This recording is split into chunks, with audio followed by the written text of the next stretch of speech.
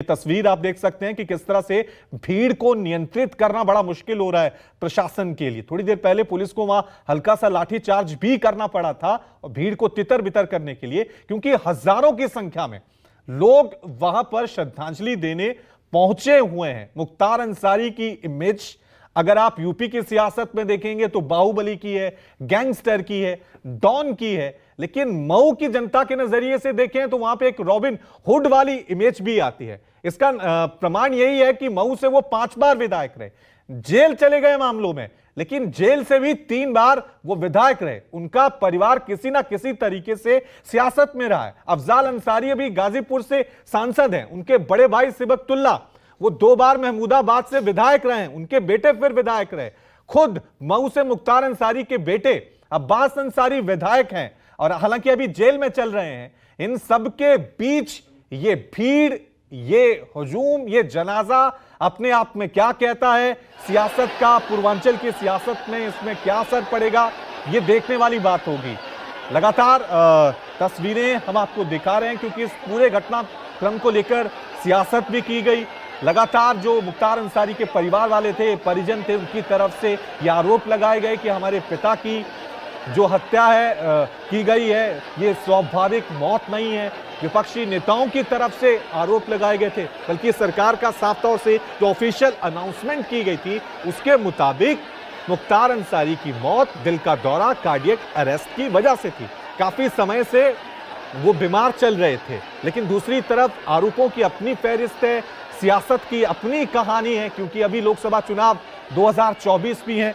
सीधा रुख करते हैं मेरे सहयोगी राजीव का। राजीव, तस्वीरें लगातार हम दर्शकों को दिखा ही रहे हैं, लेकिन इन सब के बीच, क्योंकि आप खुद कह रहे हैं अतीक अहमद, मुख्तार अंसारी और ऐसे कई बड़े गैंगस्टर हैं, पिछले 1-2 सालों में हम देखें तो जो बड़े नाम थे अपराध के, सियासत में भी जो शामिल थे, उनका लगभग दी एंड हो गया है। तो ये माने एक मैसेज अब जनता के बीच जा रहा है कि सियासत से अब अपराध का अंत हो रहा है, या आज भी यूपी की सियासत और अपराध दोनों साथ साथ चलते हुए नजर आ रहे हैं? राजीव,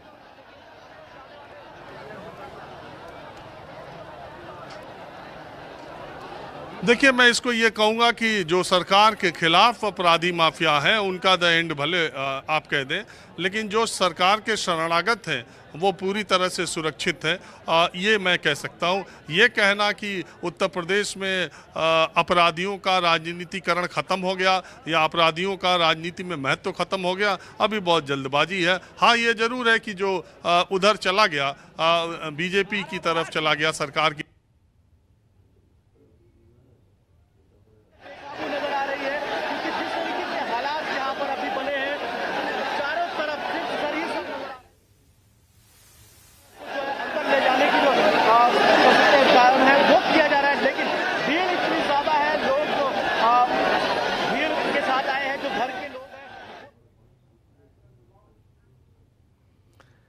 ठीक है, क्योंकि नेटवर्क का बहुत इशू है, क्योंकि आप देख सकते हैं हजारों की संख्या में वहां पे भीड़ है, तो जब भी इस तरह की भीड़ होती है तो हमेशा नेटवर्क के काफी इशू हो जाते हैं। इसलिए बीच बीच में राजीव रंजन की जो आवाज है वो बार बार क्रैक हो रही है, सिग्नल थोड़ा डाउन हो रहा है।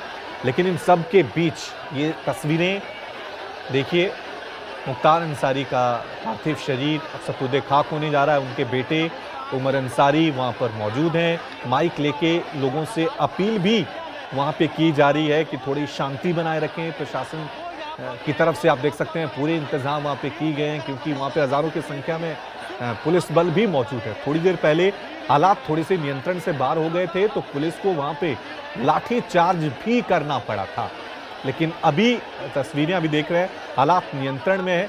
मऊ के तमाम कह सकते हैं जो समर्थक हैं मुख्तार अंसारी के, वो श्रद्धांजलि देने कब्रिस्तान पहुंचे हुए हैं, क्योंकि जगह इतनी बड़ी नहीं है, इसलिए पुलिस को काफ़ी दिक्कत वहां पे हो रही है।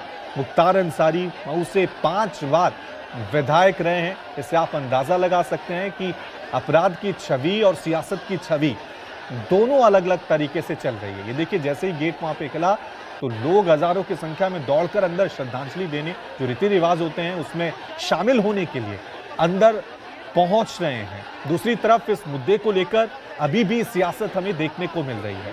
कल असदुद्दीन ओवैसी हो, समाजवादी पार्टी हो, कांग्रेस हो, सभी ने मुख्तार अंसारी की मौत को लेकर कई तरह के सवाल उठाए और जांच को लेकर अपील भी की।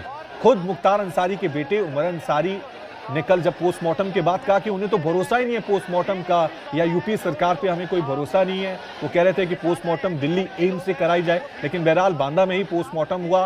पोस्टमार्टम के बाद पार्थिव शरीर बांदा से निकला, देर रात गाजीपुर वहां पर पहुंचा और आज सुबह सपुर्दे खाक।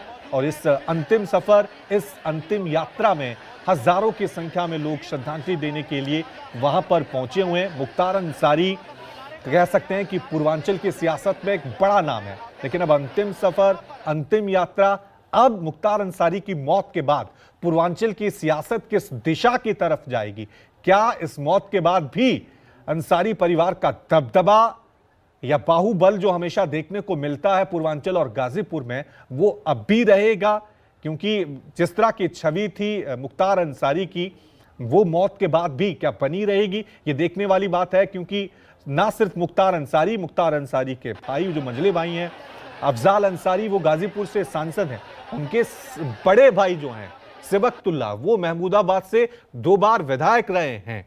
खुद मऊ से अब मुख्तार अंसारी के बेटे अब्बास अंसारी जो हैं वो विधायक हैं। हालांकि अभी वो जेल में चल रहे हैं। सुप्रीम कोर्ट में उन्होंने सुनवाई की मांग की थी कि तत्काल सुनवाई हो, हमें जनाजे में शामिल होना है, इसकी इजाजत नहीं मिली थी। इन सबके बीच कल विनम्र श्रद्धांजलि तो कई विपक्षी नेताओं ने दी थी, लेकिन हम देख रहे हैं अंतिम सफर में कोई राजनीतिक बड़े नेता, कोई बड़े चेहरे हमें देखने को यहां पर नहीं मिल रहे हैं।